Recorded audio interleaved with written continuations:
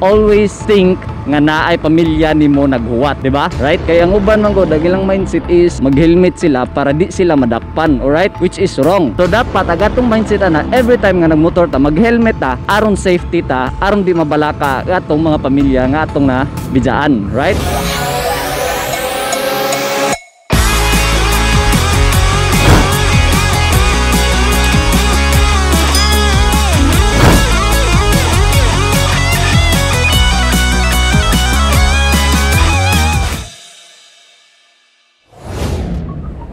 Alright. Lagyan ko sarado.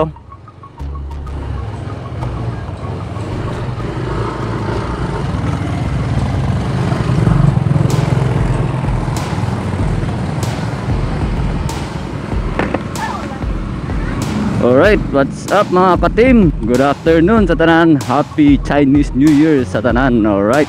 Welcome back sa ating YouTube channel mga ka-team, ano? So if you are new to this channel, please do consider subscribing, hit that notification bell button para every time nga namin upload is usa ka sa mga update. Alright mga ka-team, so today is holiday, Friday, Chinese New Year. Happy Chinese New Year sa tanang Chinese o murag naong Chinese. Alright. Okay, we are going to my lab's house. Alright, natatoon. Alright. By the way, shout out sa Mio Nation Tugod Chapter. Alright, we are new. Bago pa po Mini Lab sa rider group na Mio Nation. So last week siguro bago nga member. And then later 7 PM is na meeting for its first anniversary siguro, right? So we're going to attend by love. And don't forget mga nanay mga ka-team, ano, na post na sa Facebook page Team Jimlin Official na our official sticker, Team Jimlin stickers are available na. So we are happy to say na we're able to give you stickers. Alright, so kung magkita ta sa dalan, pwede mga stickers o ganahan mo. Alright, natin mga stickers. Thank you to PG Advertising, fully laminated stickers. Alright, nindot pagagama, dali pagagama, and barato. Alright, ganahan mo ang pagagama stickers, tiny dress, souvenirs, and jerseys, full sublimation na jerseys. Right at this moment mga ka-team, atong isgutan ang helmet, yung anong importante ang helmet. Alright, so siguro itong sugdan ni sa inganing istorya atong dito mo agi para mas taas-taas agatong istorya. Alright, nampun gasolina pod.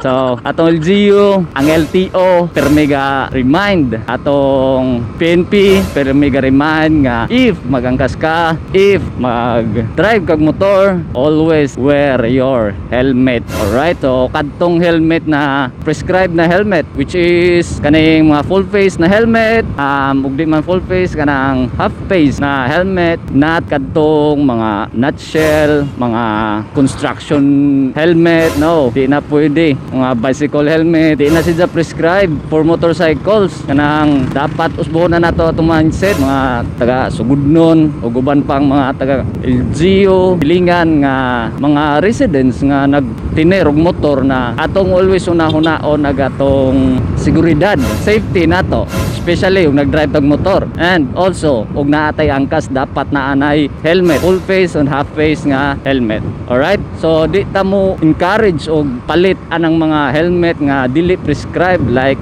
nutshell, kung balik ko nutshell, mga construction nga helmet, kay dili man na siya pang motorcycle, di ba? So tagaan mo na ho og anindot nga things every time daw na og motor ka mo angkas ka sa motor, mag-wear jud ta og helmet, because every time nga nagangkas ta sa motor, every time nga nag-drive tag motor, always think nga naay pamilya nimo naghuwat, di ba? Mao nay dapat usbo na to ang mindset nato, di ba? Nga dili ta mo hunahuna nga mag-helmet ra ta aron di ta madakpan, right? Kaya ang uban man gud dagilang mindset is mag-helmet sila para di sila madakpan, alright? Which is wrong. So dapat agatong mindset na every time nga nagmotor ta mag-helmet ta aron safety ta, aron di mabalaka atong mga pamilya nga atong na bidyaan, right? So mao na atong isod sa atong utok kanunay na change na to atong mindset, mag-helmet ko kay aron di ko madakpan into mag-helmet ko kay aron safety ko, kay aron di mabalaka akong pamilya. Alright, so dapat mananay atong mindset mga ka-team, ano. So hopefully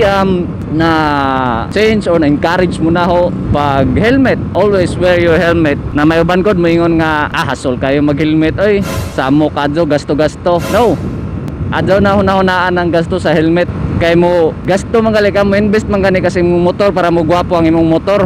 Kana ba hinuong ka usara ka mo palit og helmet para safety nimo, di ba? Sakto ko dili, di ba? Adto hunahunaan ang hasol, adto hunahunaan ang gasto kay aga na tanan para imo ra man pud na, di ba? Ug madisgrasya ra bata simbako like especially diri sa atong lungsod is alarming kaadyo ang rising incidents involving motorcycles, di ba? So kasagaran mabalita na to na disgrasya, nagmotor, way helmet, and then wala lisensya nagdrive kay bata pa, di ba? Mga nga na wa pa biski SP, wa pa. So dapat nang magunahon na taana. According sa survey, mas daghan ang nadisgrasya nga duol ra ang biyahe kontras long ride. Ngano nakaingon sila nga na because kung mag long ride ka, like na kay biyahe mga 60 kilometers to 70, 100 kilometers away mong biyahe, is ang imong mindset is mag full gear ka because biyahe na ladyo-ladyo na nga biyahe, which is ang atong unahuna pag duol ra is adi ko mag helmet kay diha ra bitaw, di ba? Mo na itong unahuna, di ba? Sakto ko dili. So mo na itong mindset mo na nga adi lang ko mag helmet kay duol ra, which is maunay dakog percentage sa road accidents involving motorcycles nga na-aksidente sila more or less mga 5 kilometers sa gilang biyahe. Kay magsalig manggod nga duol ra mo ni ana dili sila mag helmet kay duol ra bitaw na ra bitaw dra, di ba? So dapat ato na nang usbon ng mga mindset, mga negative mindset na nga na kay ang kining tanan man pod para ato man pod sad ni, para ato safety, para sa atong seguridad, di ba? Alright, hopefully mga ka-team na encourage mo na hawana sa gamay nga sayings akong balikon every time nga mo ride mo motorcycle, mo drive mo motorcycle ninyo, every time hunahunaan ninyo ang inyong pamilya nga na bidyaan. Alright, so here we are at Tibod-Tibod. So ay manok.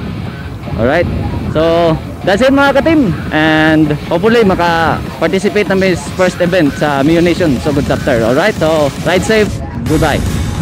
Oh my God.